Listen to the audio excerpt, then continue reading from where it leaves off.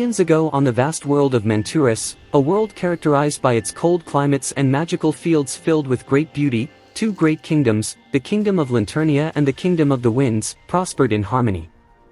Their lands stretched majestically, ruled by wise and just kings. The king of Lanternia Marcos was a good friend of the king of winds Jose. Both had known each other since they were children and were very close friends, which favored diplomacy between both kingdoms. Everyone would say that this is the typical happy story, but one unfortunate event would change the course of everything. Well, in the lantern, a strange stranger would appear. He was a boy who carried a scepter that ended in a large red stone. He was very intelligent and insightful. He called himself a Cabello. In a short time, Cabello earned the admiration of the residents and his fame reached the ears of the king. He asked to see him.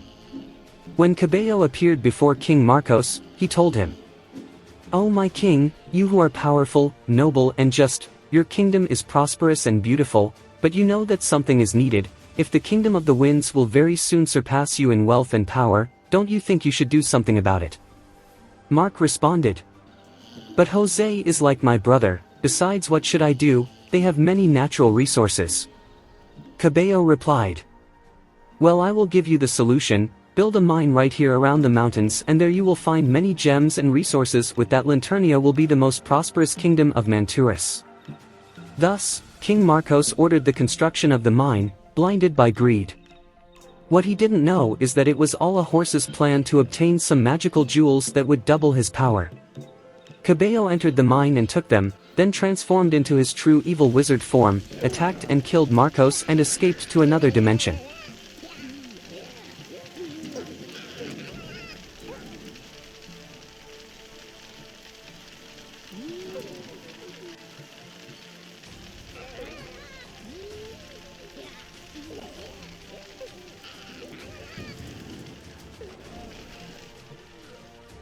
Chaos reigned in Lanternia, while a new king was elected, but there was no time to waste because the gems that Cabello stole were the property of a feared necromancer who emerged from the mine.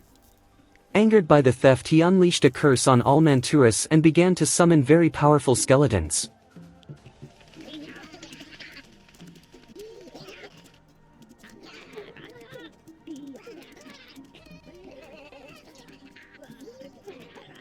These undead beings advanced inexorably, spreading terror and destruction in their wake. King Joseph, shocked by what was happening, immediately came to help them along with the army, like this. The inhabitants of Lanternia and the winds, facing an unprecedented threat, united in desperate resistance. But the skeletons, whose numbers seemed infinite, swept away everything in their path, leaving a trail of chaos and desolation. In an epic battle, the kingdom's brave warriors faced off against the skeletal invaders, but the tide of bones seemed unstoppable.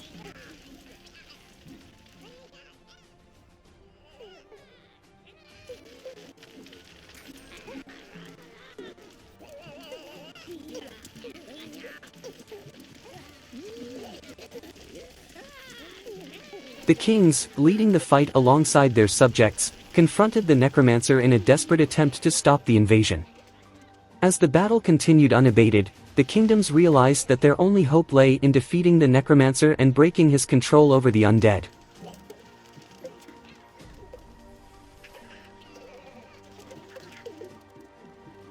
Prepared for the final confrontation, they rushed into the heart of darkness in an act of defiant bravery.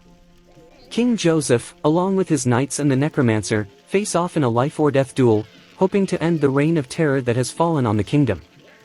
With one last effort, the king channels all of his strength and determination, defying the Dark Master of Death. In a twist of fate, the king emerges victorious, defeating the necromancer and freeing the kingdom from his evil influence.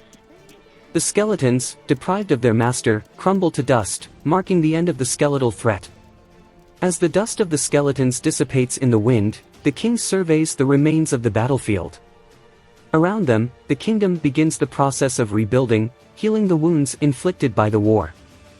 With a heart full of gratitude and determination, the king vows to rebuild the kingdom and honor the memory of those who fell in battle. As peace returns to the kingdom, the citizens strive to move forward, but the memory of the skeletal threat remains etched in their minds, reminding them of the importance of unity and bravery in times of adversity.